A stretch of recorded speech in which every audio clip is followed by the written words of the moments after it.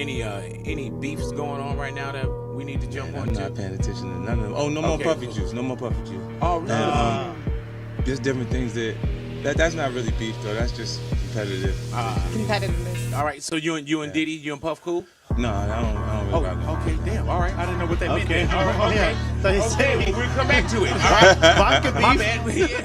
Sean Diddy Combs has been hit with another lawsuit just as he settles his first. Now this time, Joy Dickerson-Neal claims that she was a victim of revenge porn, in addition to allegedly being drugged and sexually assaulted by the musician back in 1991. A spokesperson for Combs says the accusations are not credible and, quote, purely a money grab.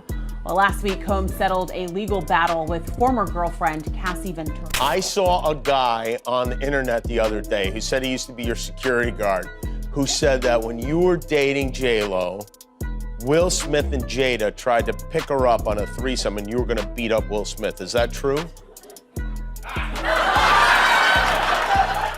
50 Cent had his fun, and boy did it last for a minute. However, it seems like for the very first time, Diddy might be through with playing around. He confronted 50 Cent for leaking all of his dirty secrets to the public eye. So check this out. Music Big Shot P. Diddy got hit with a lawsuit from his ex, Cassie, on November 7th. She accused him of a decade-long mess of physical, mental, and emotional abuse, slavery, and a bunch of other heavy stuff. But get this, the lawsuit magically got sorted out in record time just one day later. It blew up the internet. Now it looks like Diddy's nemesis, 50 Cent, is thinking about dropping a documentary spilling the tea on Diddy's assault charges over the years. 50, who runs G Unit Films, has been loud about Diddy's wrongdoings. So it wouldn't be weird if he decides to dig deeper and mess up Diddy's already shaky career. The whole Surviving Puffy documentary idea started as a joke online, but now it's getting crazy support. 50 uploaded a photo that had Diddy sitting on a couch holding a rose with the title Surviving Puffy and the Netflix logo. People started buzzing, thinking a documentary was in the works. Turns out, it's a fake. But guess what? 50 Cent is supposedly turning this into reality. On November 22nd, he hinted at making a movie called Surviving P. Diddy.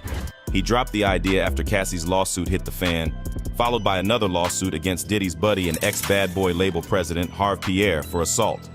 In fact, 50 even threw up a screenshot on his Instagram about Pierre's lawsuit. And the caption wrote, "I told you they was coming in 5, 4, 3, 2, 1, shaking my head. This is a movie, Surviving P. Diddy or Diddy Do It or Not. Executive produced by Curtis, 50 Cent Jackson. Coming soon." Even though that Netflix poster about Diddy was all fake, probably made by a fan. But 50 Cent isn't kidding around when he talks about making a movie on Diddy. He's serious, and he's saying it's gonna be under the legal microscope, just like that Surviving R. Kelly documentary from 2019. You know, the one about R. Kelly, who's now behind bars after getting convicted for abuse, kinda like what Diddy's dealing with.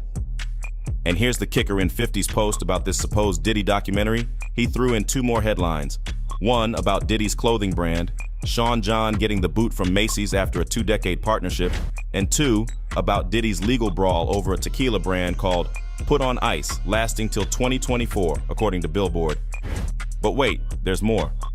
50 Cent isn't just talking about making a film, he's also having a laugh at Diddy's expense. When Diddy settled that lawsuit with Cassie, 50 joked that Diddy threw that money down real quick, not quick enough to stop other women though, who claim he did them wrong over the years. And 50's not slacking on keeping tabs on all things Puffy. Harve Pierre, the ex-president of Bad Boy Records, is also in hot water. He's facing a lawsuit for allegedly grooming and assaulting his assistant. It's a whole mess. The assistant who's been through it is now going for damages, aiming for a fair deal to make up for the assault. The ones in the hot seat, according to the lawsuit, are Bad Boy Entertainment, Bad Boy Records, and Combs Enterprises. And check this out. This bombshell drops less than a week after Diddy made peace with Cassie in their lawsuit, where she threw out accusations, including domestic violence and whatnot. Word is, the suit got wrapped up just a day later in New York. And get this, for the first time since settling things with his ex, Cassie, Diddy's been spotted.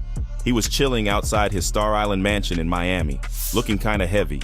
His chief of staff was there, and Diddy had his face buried in his hands. Seems like settling with Cassie took a toll. Ben Braffman, Diddy's lawyer, even dropped a statement about it. Just so we're clear, A decision to settle a lawsuit, especially in 2023, is in no way an admission of wrongdoing. Mr. Combs' decision to settle the lawsuit does not in any way undermine his flat-out denial of the claims. He is happy they got to a mutual settlement and wishes Miss Ventura the best. So what exactly happened with the lawsuit? Let's get into the details real quick. Okay, this is a heavy one. Cassie dropped a bomb in federal court on November 16th, hitting Diddy with a lawsuit accusing him of rape and a messed up pattern of abuse that started when she was just 19. She used to be signed to his label, Bad Boy Records, and the lawsuit is throwing around accusations of sex trafficking, human trafficking, sexual battery, sexual assault, and gender-motivated violence, among other things. She claims Diddy's controlling antics kicked off in 2005 when they first met. After she signed with Diddy's record label in 2006, it got worse. The lawsuit says he had his grip on every part of her life: her place, her ride, her clothes, and even her medical records. He allegedly went to extremes, targeting rapper Kid Cudi, who briefly dated Cassie in 2011. And guess what? Just a day after Cassie dropped this legal bomb, they settled out of court. Now let's break down what's happening. The lawsuit is no joke. It's accusing Diddy of serious stuff like rape, battery, and forcing her into sexual acts with male sex workers. Cassie paints him as a classic abuser, luring her in with what seemed like a protective fatherly figure, only to trap her in a messed up, unequal, and violent relationship. Diddy supposedly kept her in check with intimidation tactics, like wrecking a guy's car, threatening to drop a friend off a balcony, and even asking her to carry his gun in her purse. She never went to the police because she feared it would just give Diddy another excuse to hurt her. And Diddy, of course, denies everything. The lawsuit describes over a decade of Cassie enduring Diddy's violent behavior and twisted demands. It's like she was trapped in a cycle of abuse, violence, and sex trafficking. Diddy started showing interest in Cassie in 2006, according to the lawsuit, and things quickly spiraled into a crazy drug-fueled lifestyle. Once they got romantic, Diddy and his crew apparently took over every part of Cassie's life.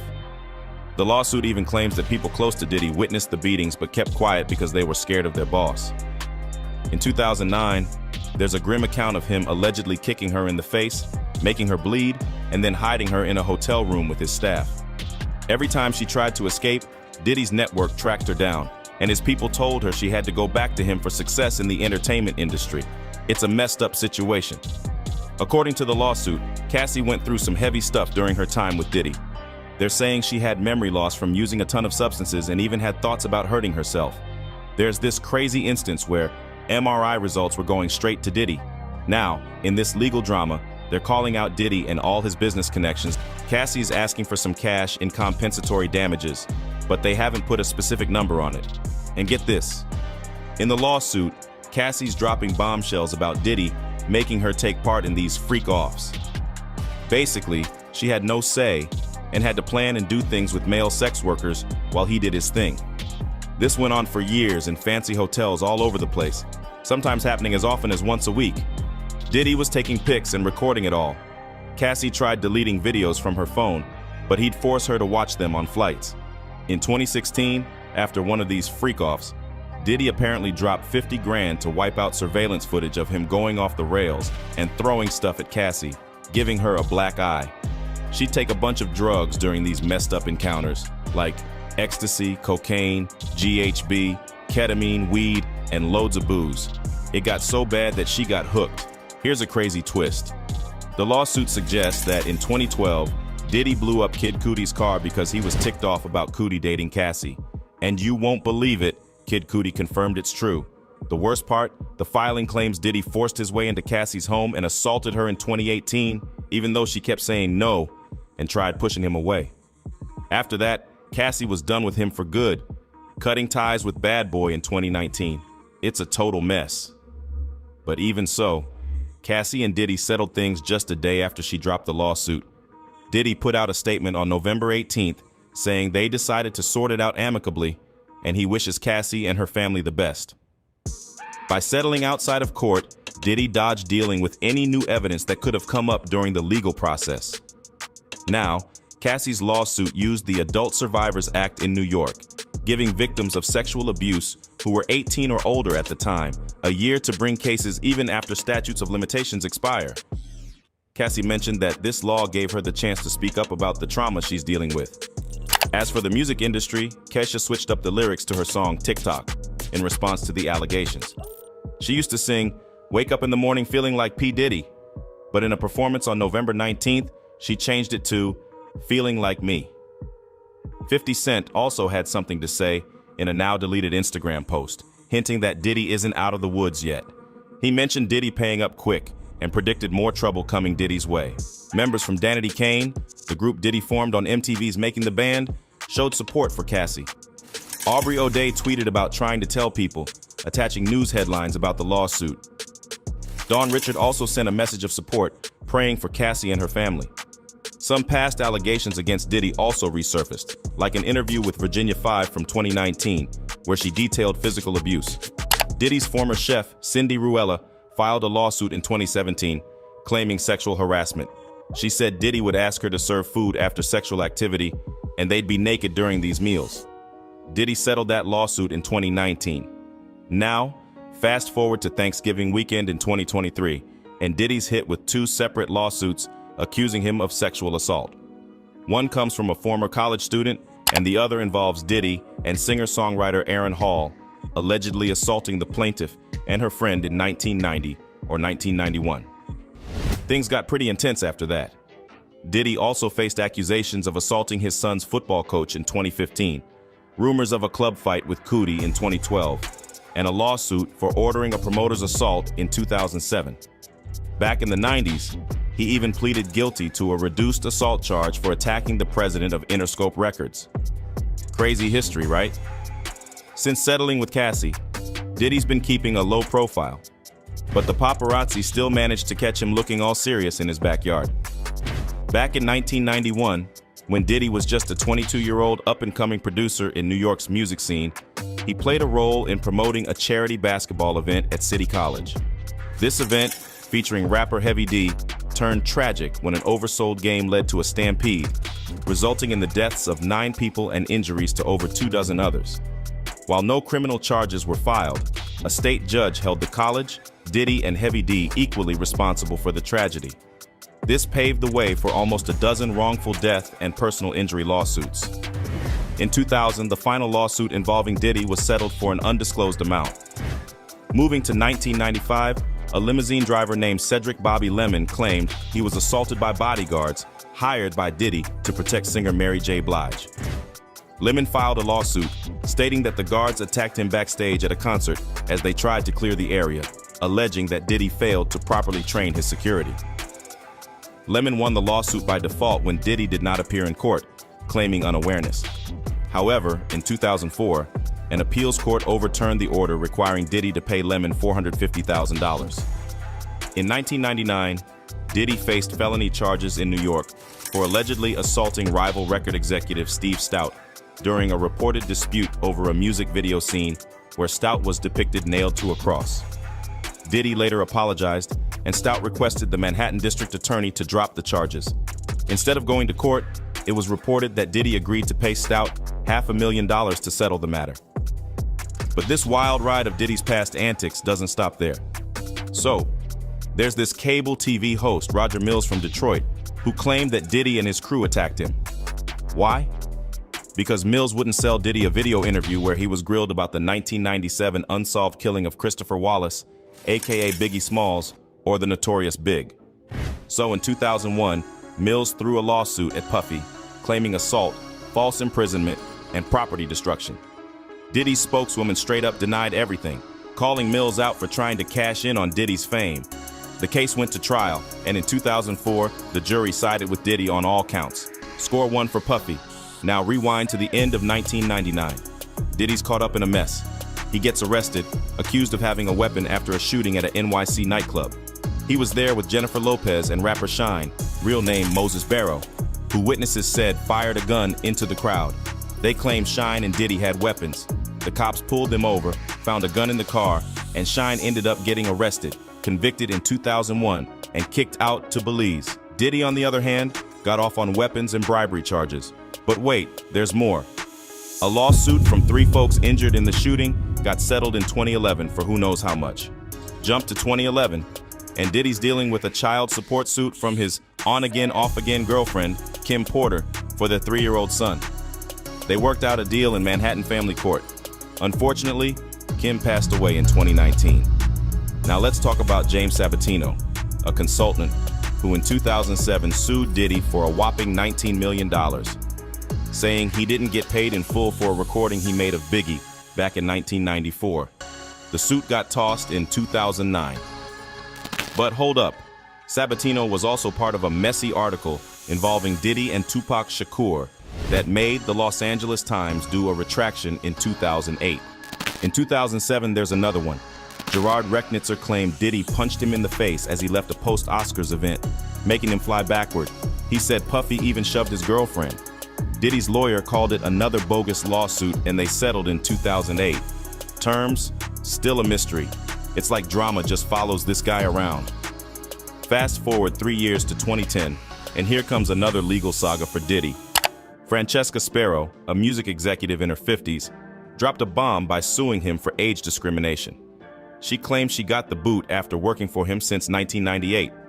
The company, of course, denied the age factor. But guess what? Diddy settled the hefty multi-million-dollar suit in 2011. Then, in the same year, paparazzo Gustavo Garces jumped into the ring. He filed a lawsuit claiming Puffy's bodyguards roughed him up on New Year's Eve while he was snapping pics outside the Dream Hotel in Miami. The drama finally wrapped up in 2017 with a settlement. Garros agreed to pocket $35,000 in exchange for letting the business mogul, his bodyguards, and their insurance off the hook. After that, Diddy took a 5-year breather from the legal limelight before making a comeback in 2017. The legal roller coaster never seems to end for this troubled artist, so buckle up for another round of Diddy's legal tales. This time, it's Cindy Rueda, Diddy's personal chef, stepping into the ring. In 2015, she threw down a lawsuit, claiming she went through harassment and had to put in crazy hours without fair pay. Rueda spilled the beans in her complaint, saying her boss asked her to whip up a meal after, intimate times, and even wanted to know if she found his birthday suit appealing. Talk about awkward, right? Anyway, she got the boot in 2016, and Diddy's spokeswoman brushed her off as a disgruntled ex-employee. Fast forward to 2019, and they hammered out a settlement. The juicy details? Well, those are staying behind closed doors. Jumping into more recent drama, let's talk 2022.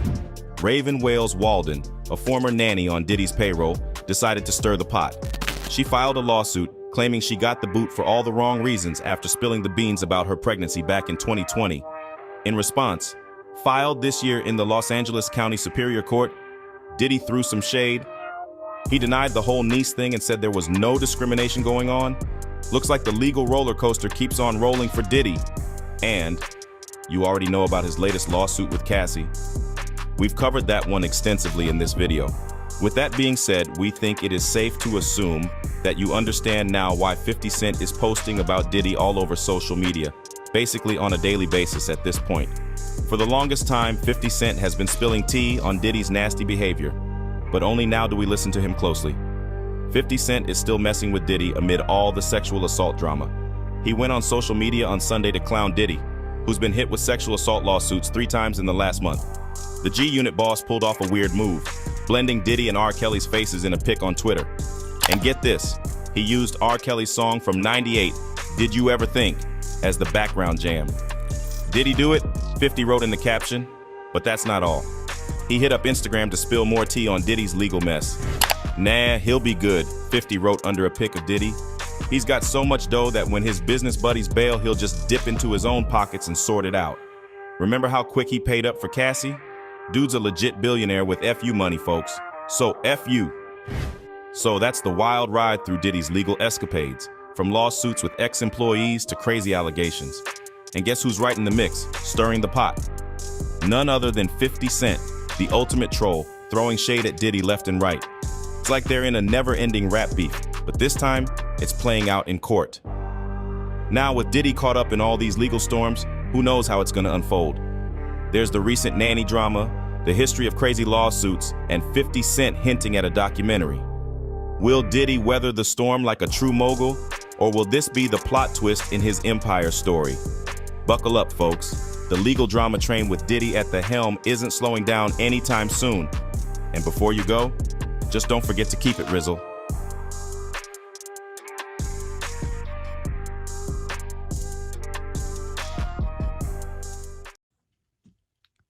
Yeah, as far as the situations go, that was a lot of lawsuits, man. That was a lot of lawsuits and a lot of settlements. You know, I feel like he settled out of the ones that would have looked the worst if he had got found guilty of them. You know what I mean? Like, he settled out of the one with the personal chef. He settled out of the one with Cassie. And those were like the worst ones that were going to make him look like, okay, bruh, what are you doing? You know what I mean? So he had to settle out of those ones. And it's like, to be in that many lawsuits, bro, that's just crazy. Like, he's got a long, extensive history in these. And, yeah, in my opinion, I don't agree with the guy. I don't agree with, I don't know if that was his attorney or, like, you know what I mean or whatever, but I don't agree with the guy who said that settling doesn't prove, like, it doesn't necessarily mean that you're not guilty. Like, no, I feel like if you settle out of something and you're paying $30 million, no, you're guilty, in my opinion. In my opinion, because there's no way I would settle. You're not going to pay $30 million in legal fees. So if you're settling for $30 million, you'll never pay $30 million in legal fees. Like, even if you had a Johnny Cochran, even if you had OJ's lawyer, literally his team, and you hired them for a year, you still wouldn't pay $30 million, or for 3 years, you still wouldn't pay them $30 million. Like, what the hell? Like, nah, bro. So if you're settling out for $30 million, that lets you know, like, nah, he knows what's good. You know what I mean? He knows that he's going to be done if he goes through with this. So that's how I feel about it, you know? And we've been hearing about Diddy. We've always heard stories with Diddy. You know, we heard about the situation with Ja Rule and him in the hotel. Gene Deal walking in on that. Gene Deal told that story. 50 Cent told about Diddy trying to take him shopping. 50 Cent's about to come out with a documentary on Diddy, bro.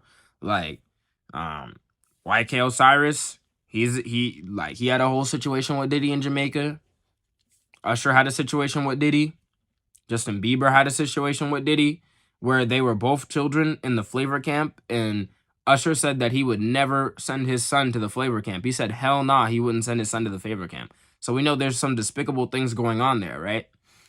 And the list just goes on. You know, Cassie, you know what I mean? Kim Porter. I mean, the list just goes on. You understand what I'm saying? And, yeah, I mean, Diddy's been in a lot of scandalous stuff, bro. Like, he's a scandalous dude, you know what I mean? I don't know what to tell y'all. I mean, it's really scandalous. When you have your own personal bodyguards coming out and exposing you, that says a lot about you, bro. That says a lot about you, because you don't see none of these other famous people besides Beyonce and Jay-Z who are also up to scandalous stuff and are also really cool with Diddy, and they're really close. They're the only other people who have bodyguards coming out and saying stuff. How come, try to think of an example. How come Lil Wayne's bodyguard isn't saying he's doing anything weird? Or how come, you know what I mean? How come other people's bodyguards aren't coming out and saying they're doing a bunch of weird stuff? Like, and it's not like these other people's bodyguards, Diddy's a billionaire, so he could pay a bodyguard any amount of money to hush. But no, they're like, no, we need to expose this. This is the real truth. You know, so if you're a billionaire and you have billions of hush money dollars, you have billions in hush money dollars, then bro, you should be able to make anyone silent. You know what I mean? No one should be exposing you. So the fact that people are still exposing him tells us everything we need to know. You know what I mean? Yeah, I mean, we've seen these situations with Diddy, you know? We know what it is with Diddy, you know? So what do you guys think? How do you guys feel about the whole Surviving P. Diddy documentary coming out? I think that could be pretty crazy. I think that could figuratively put a nail in the coffin, you know, as far as the whole situations go. Because that's what's going to reach the most amount of people. If 50 does something like that, it's going to actually break the internet. Because people are already saying it. Videos like that were already going pretty viral. Like, they were getting good views just saying Surviving P. Diddy. And it wasn't even like an actual... It wasn't like an actual Netflix documentary level type thing. But one thing that he could have to worry about is that you can sue someone for making a story about your life without permission.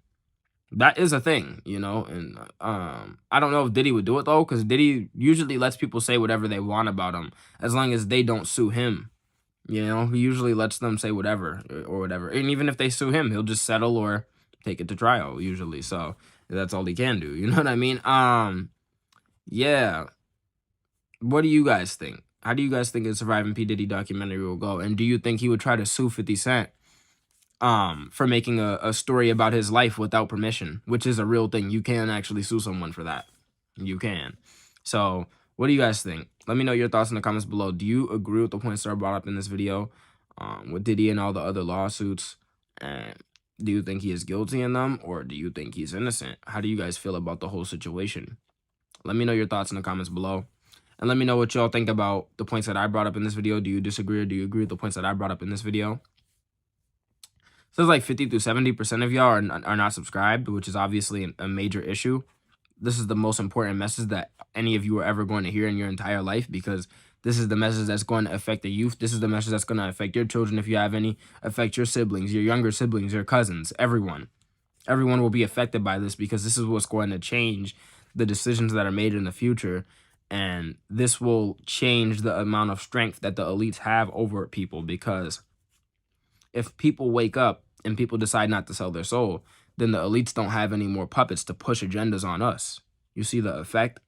Do you see how massive of an effect that is? If we enlighten the youth and the youth decides they're not going to sell their soul, they don't want to do this, or they decide that that's not the right decision for them, well, then what happens? Well, now the elites don't have people. They don't have any puppets. They don't have any figureheads to have deceive millions of people. You see, the elites have a very smart war strategy of it essentially goes something like this. They'll get one person and they'll put everything into that one person. They'll make that person as influential as they possibly can. They'll try to put as much money into that person. They'll put the biggest budget into that person, and they'll promote that person, everything, right? And the whole strategy is that you get one person and you bolster them so much that they can deceive millions. So I hope you heard that. You get one person to deceive millions. One to deceive millions. So for example, like Jay-Z and Beyonce, let's say they have 30 million people who will follow anything they say. Well, now you have two people who can control 30 million people and actually get them to make an actual difference, which is major. So if you have 1,000 people like that, let's say you had 10,000 people like that, you could control the whole planet. There's only like 7 billion people. You know what I mean? There's only like 7 billion people. So if you have, let's say you had a couple thousand people that can control 30 million each, do you get what I'm saying? Like, you could control the whole world and put disinformation out everywhere just through that type of strategy. So that's the strategy that the elites use to maintain a stronghold on everyone and to deceive everyone, to keep everyone distracted and to push these agendas on people. You know what I mean? This is the exact strategy. This is why we have Ice Spices, Sexy Reds. This is why we have Glorrillas. You know what I mean? This is why we have all these new artists that are pushing the new agendas, because that's the whole method. You know what I mean? That's the whole strategy. Think about it, actually. Just think about it. Think about how effective a strategy like that actually is. So yeah, y'all, that's really what it all comes down to, right? I mean, that's what it all comes down to. So it's all about waking y'all up, informing y'all, and equipping y'all with the information to make an informed decision, so y'all don't have to end up in that compromised position that we talk about on this channel. Okay? So yeah, if you enjoyed this video, like the video. If you have a cousin, a brother, a sister, anyone, share the video. You know what I mean? Share the video. Share the love. Share the knowledge. Share the peace. Share the light. We need to inform everyone about this truth. It would be greedy to keep this to yourself. This is not a message you can keep to yourself. This is not one of those dopamine TikTok videos that you're watching on YouTube right now. Okay? This is not one of those TikTok dopamine videos. No. You actually need to share this, because this is actually going to change future generations. This message actually matters. This is not nonsense. This is not derper content. This is not a dopamine video, okay? To intense your dopamine. No. This is none of that. This is real knowledge and enlightenment and prosperity, and actually going to change future things.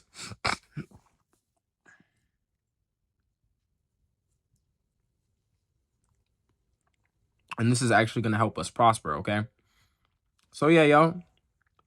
If you enjoyed the video, like the video. As I said, it snows right here. Be easy, y'all.